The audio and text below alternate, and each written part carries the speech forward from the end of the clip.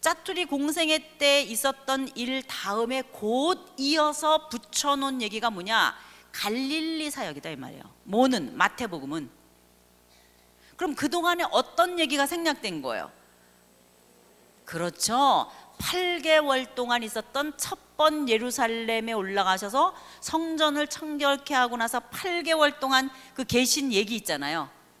그뿐만 아니라 제자 5명 만든 얘기, 물로 포도주 만든 얘기, 니고데모 얘기, 이런 모든 얘기들이 다 어떻게 된 거예요? 생략된 거예요.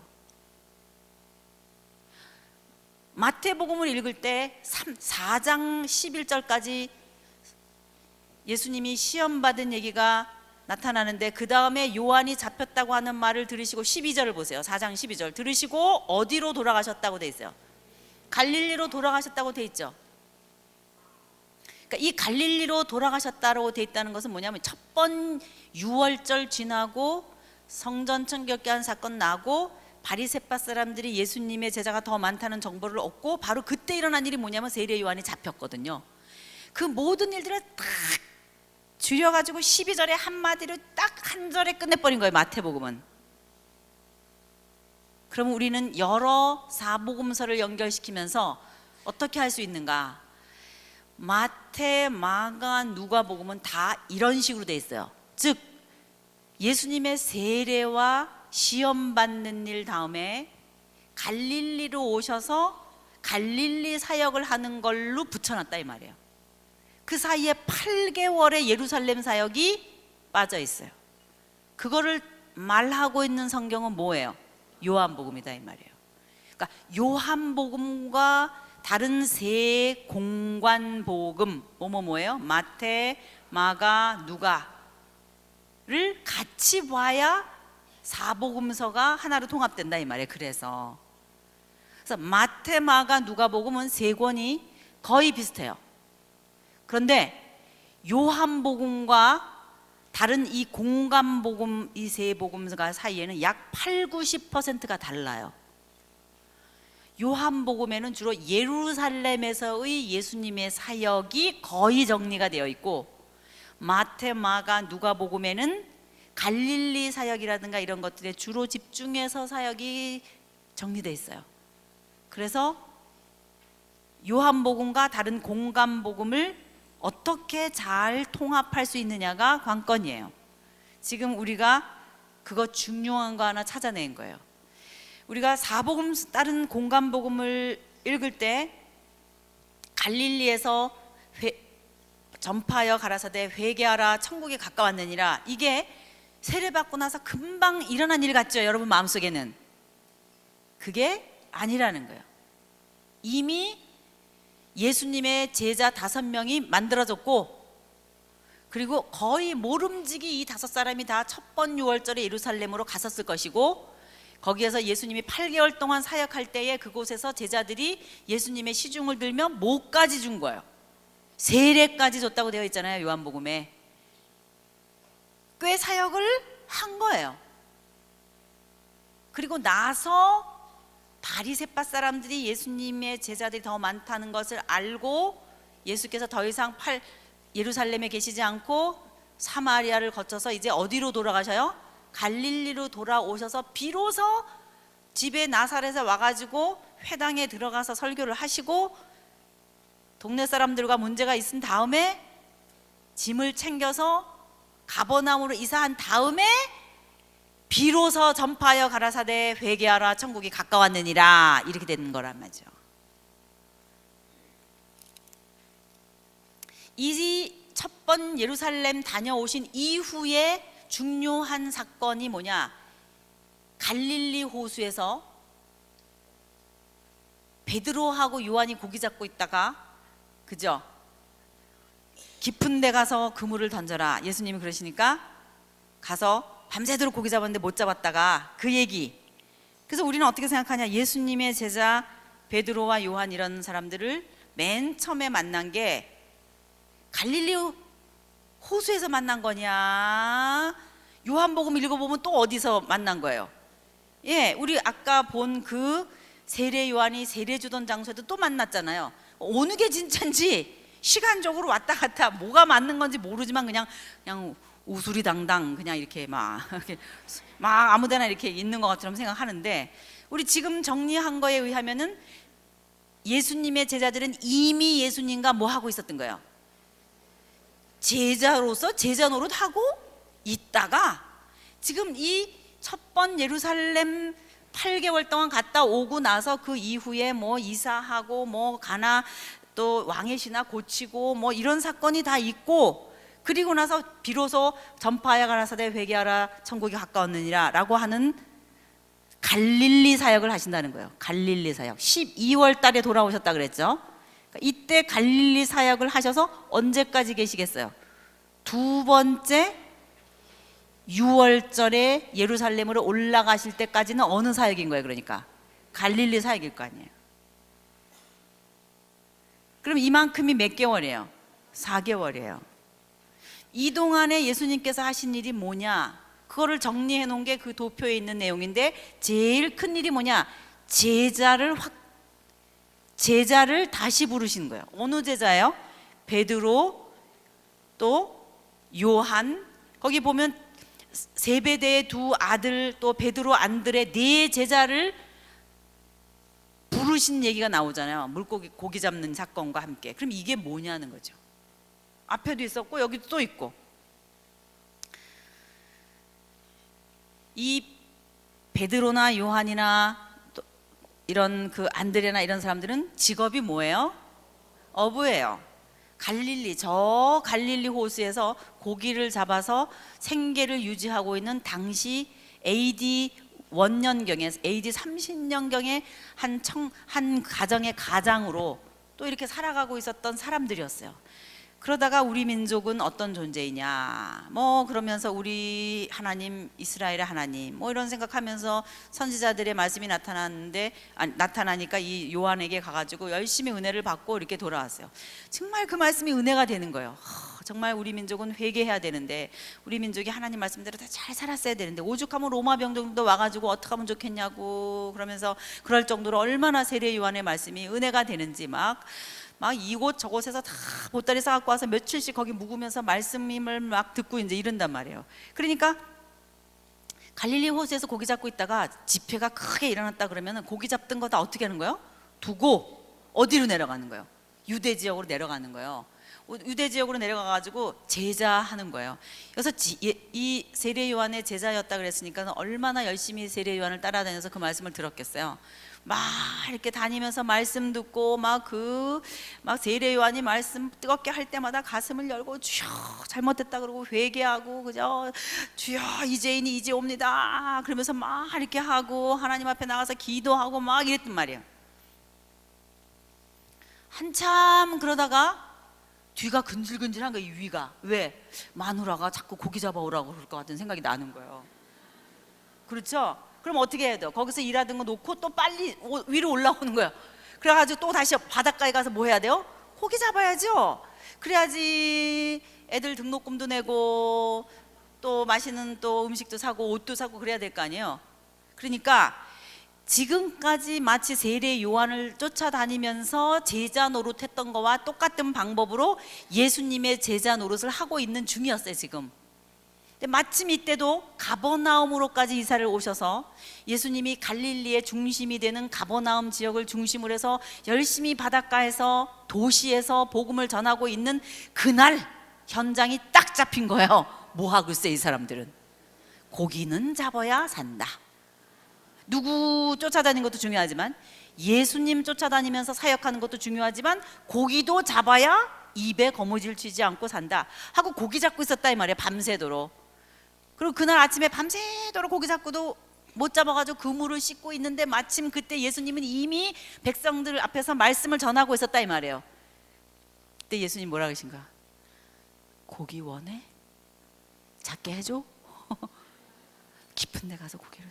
그러니까 그때부터 느낌이 어땠겠어요? 베드로가 마음이 그러지 않아서 내가 쩔렸는데 그 말씀에 의지하여 내가 고기를 깊은 데 그물을 던지겠습니다.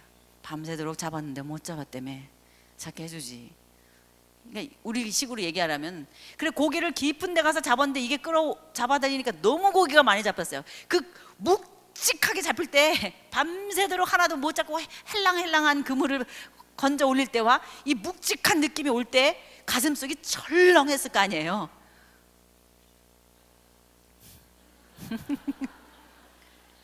무슨 생각했겠어요?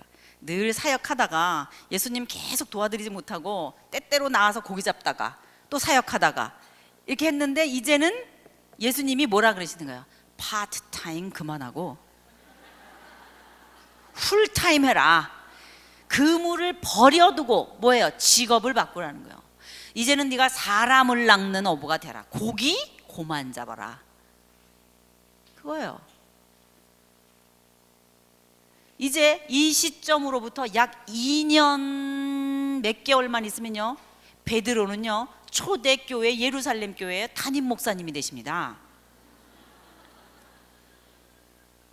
예수님이 그래서 뭐라 그러시는 거예요? 이제는 너는 사람을 낚는 어부가 되라 그러시는 거예요. 그런데 재밌는 게 뭔 줄 알아요? 이때 미세스 누구예요? 베드로의 아내가 바가지 긁을 게 분명하잖아요. 고기 안 잡고 누구만 쫓아다녀? 예수님만 쫓아다니면 사모님들이 돈 맛을 아는데 쫓아다녀봤자 아무것도 나올 게 없으면 일이 되는 게 없겠죠. 하필 베드로의 누가? 장모님이 열병에 걸려가지고 죽을 지경이 된 거예요. 이 첫 번 예루살렘 성전 청결케 하는 사건 이후 8개월을 지나고 나서 갈릴리로 돌아오셔서 비로소 사역을 하시는 동안에 얼마나 많은 일을 하셨겠어요. 4개월 동안.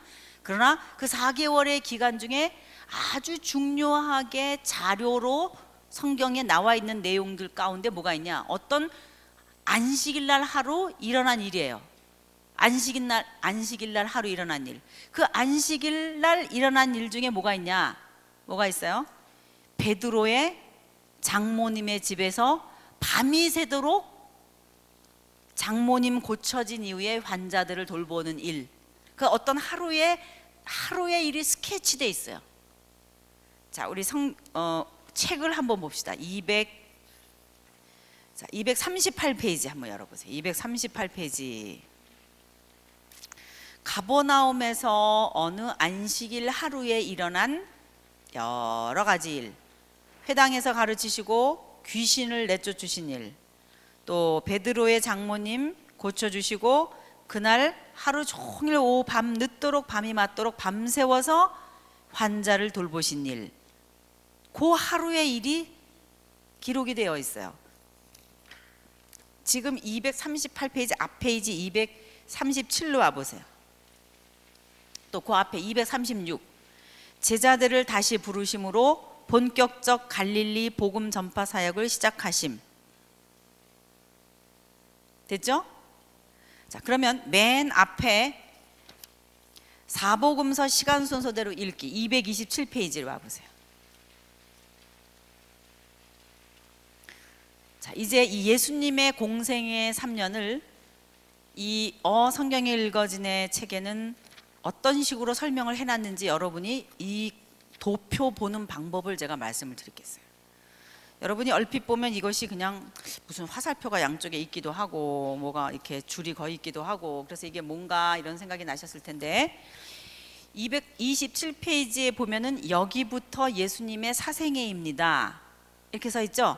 그리고 화살표가 위로 가 있죠. 그 화살표와 함께 밑으로 쭉 떨어지는 선이 있죠. 그 선이 밑으로 떨어지다가 228페이지 왼쪽에 가상위에 쭉 또 내려가 있죠. 226페이지를 보세요. 선이 있나 없나? 없죠. 다른 페이지에는 없는데 227페이지서부터 라인이 시작되더니 228, 229 계속 양쪽을 보세요. 이렇게 넘어가면서 계속 양쪽에 선이 있죠. 이게 종이가 잘려서 그렇지 긴 종이라면은 이렇게 쫙 선을 그어서 할 수 있었을 건데 그러지 못하니까 양쪽으로 라인을 만들어 놓은 거예요. 그래서 어디까지 가겠어요? 255페이지까지. 공생의 3년 말 예루살렘 사역 끝. 이렇게 돼 있는 거예요. 그러니까 이만큼에 해당하는 것이 예수님의 사복음서 행적을 어떻게 해서든지 여러분이 눈이 읽기 좋게 표시해 놓느라고 해놓은 거예요. 그래서 228페이지에 보시면 예수님의 탄생 성경 규절 옆에 써 있죠. 밑으로 내려오면 소년 예수의 유일한 기록 성경 규절 써 있죠. 229페이지 여기까지가 예수님의 뭐라고요? 사생애입니다. 그리고 화살표가 있고 그 다음에는 선이 끊어지고 나서 뭐라고 되어 있어요? 아래부터는 예수님의 공생애입니다. 이렇게 써 있죠. 그리고 나서 밑에 시꺼먼 글씨로 써 있는 내용들, 세례 요한에게 세례를 받으심, 밑에 있는 얘기 눈으로 훑어보니까 이게 짜투리 공생애 맞죠?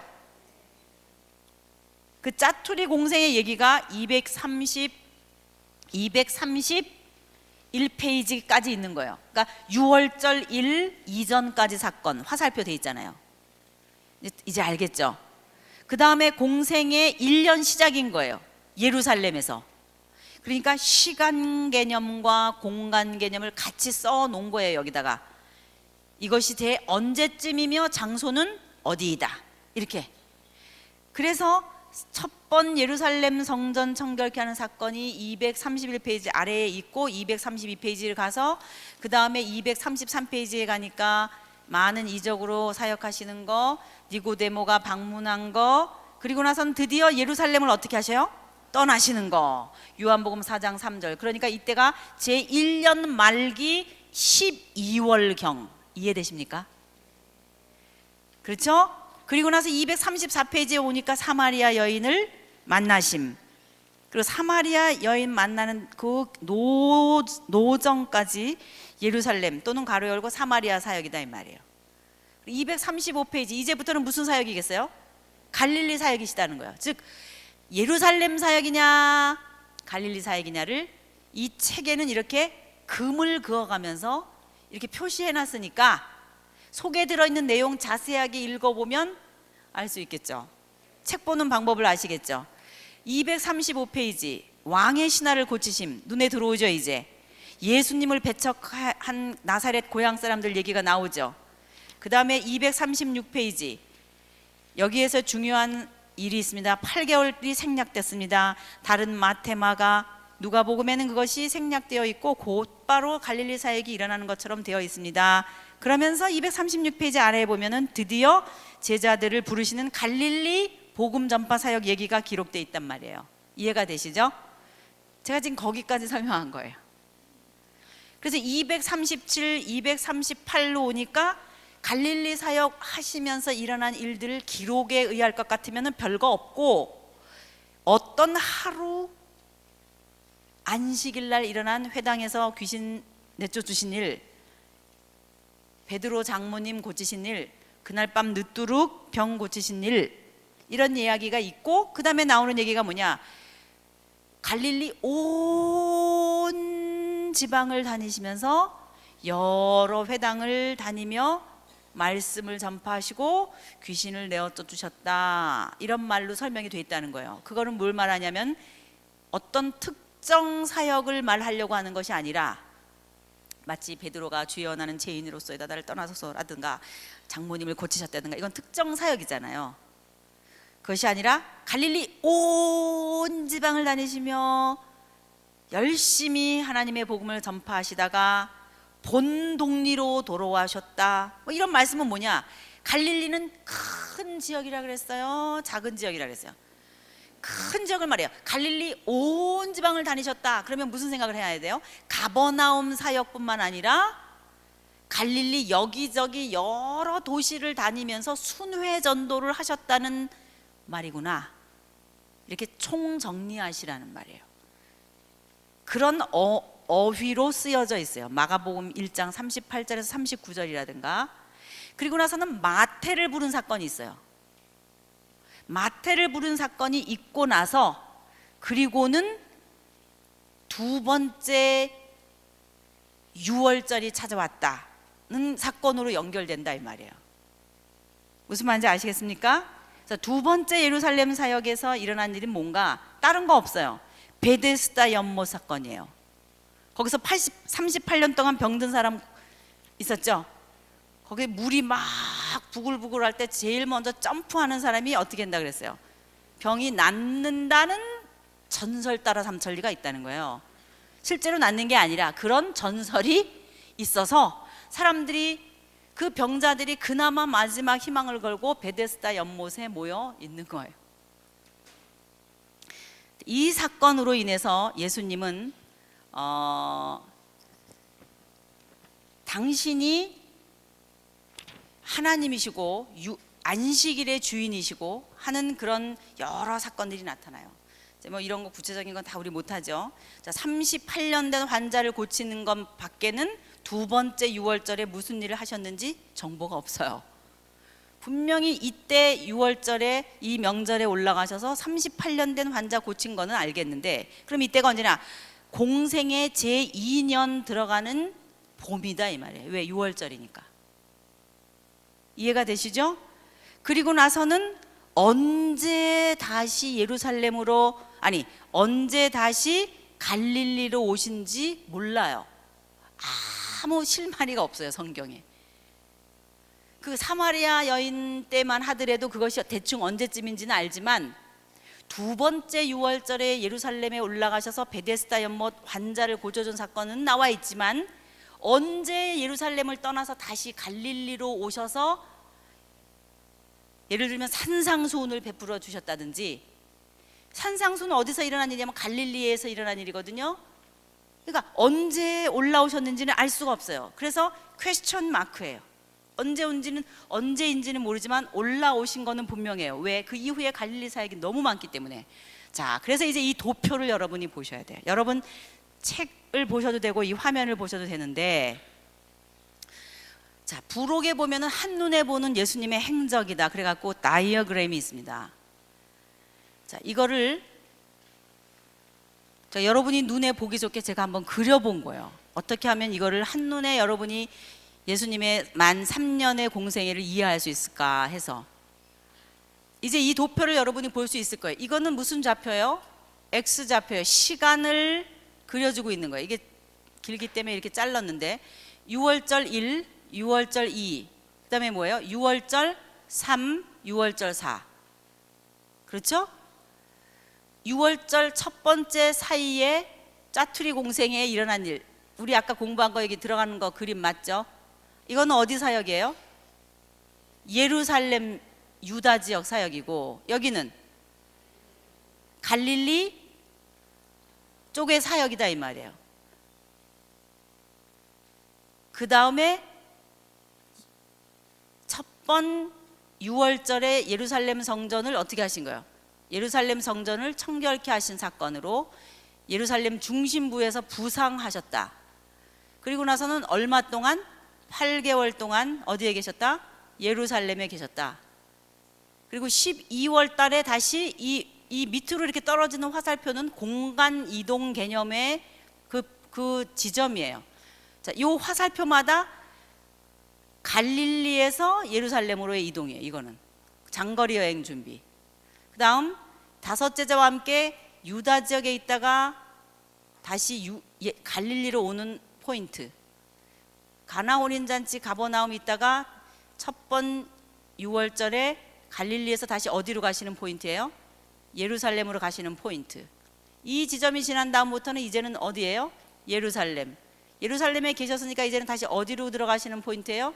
갈릴리로 가는 길에 사마리아 여인을 만나시고 가버나움으로 이사하시게 되시고, 이런 얘기가 여기 있고, 그 다음에 다시 두 번째 6월절에 예루살렘으로 올라가신다 이 말이죠. 그러면 약 4개월간 갈릴리 사역이 있는데, 가버나움에서 전도하시고 예수님의 제자 4명 확실하게 부르시고 풀타임으로 부르시고 온 갈릴리를 다니시면서 전하시고 장모님 고쳐주시고, 그런 얘기. 누가 제일 은혜 많이 받았겠어요? 베드로 아내. 베드로 아내가 은혜를 많이 받고, 그 다음에 베드로가 아무리 복음 전하러 다녀도 바가지 안 긁었겠죠. 그래서 두 번째 6월절에 다시 갈릴리에서 어디로 떠나시는 거예요? 예루살렘으로 이동이에요. 공간 이동이에요 이것이. 그래서 두 번째 6월절에는 무슨 일이 있어요? 예루살렘의 사역인데 베데스다 사건이다 이 말이에요. 그러나 언제 다시 예루살렘으로 예루살렘에서 갈릴리로 오신지는 모른다는 거예요. 그래서 이 퀘스천 마크가 있는 거예요. 무슨 말인지 아시겠죠? 이 때가 언제인지는 모르지만 한 가지 아는 거는 있는데 뭐냐? 세 번째 유월절 때는 예루살렘에 올라가지 않으셔요. 예수님이 어디에 계셨냐? 벳세다 들녘에서 오병이어 기적을 행하셨어요. 이때는 유월절 때라 그랬어요. 그런데 벳세다에서 오병이어 이적을 행하시거든요. 예루살렘에 올라가지 않으셔요. 그뿐만 아니라 그 이후에도 계속 어디에 계시냐? 갈릴리에 계신 거예요. 이 색깔은 갈릴리 색깔이거든요. 지금 갈릴리에 계시는데, 그러면 언젠진 모르지만 베데스다 사건 이후에 예루살렘에서 떠나서 갈릴리로 온 때로부터 해서 계속 갈릴리 사역만 하신 거예요. 갈릴리 사역만 하시는데 언제까지 갈릴리 사역하셨냐? 초막절 때, 초막절 중간, 명절 중간쯤에 예수님의 동생들이 투덜거리면서 형 뭐 유명해지려고 그러면 뭐 때문에 이렇게 시골에 갈릴리에 서박혀가지고 계시오? 그러려면은 예루살렘에 가서 떠야지. 왜 예루살렘은 안 가고 왜 이렇게 갈릴리에만 계셔? 그러는 거예요. 예루살렘에 안 올라가시니까. 그 투덜대면서 먼저 동생들이 예루살렘에 올라간 때가 언제냐면 초막절 때거든요. 이 초막절은 10월 달입니다. 그러니까 10월 15일경에 예수님의 동생이 투덜거리면서 올라가고 나서 조금 며칠 더 계시다가 예수님이 제자들과 함께 짐을 챙기셔가지고 떠나는 것이 네 번째 유월절에 십자가에 못 박혀 돌아가실 때까지의 여행, 긴 여행을 위한 장거리 여행 준비예요. 이게 그러니까 예수님이 육신의 몸을 가지고 다시는 갈릴리로 돌아오지 않으시고 부활하신 몸으로 갈릴리 바닷가에 나타나셔서 제자들에게 떡과 생선으로 먹여주신 그 새벽의 사건 있죠. 네가 나를 사랑하느냐, 그 말씀하신 장소가 어디냐면 갈릴리 바닷가잖아요. 그 갈릴리 바닷가에서 예수님의 제자들 부활하신 다음에 만나는 그 만남이 그 다음 갈릴리에서의 사건이에요. 갈릴리에서는 더 이상 사건이 일어나지 않아요.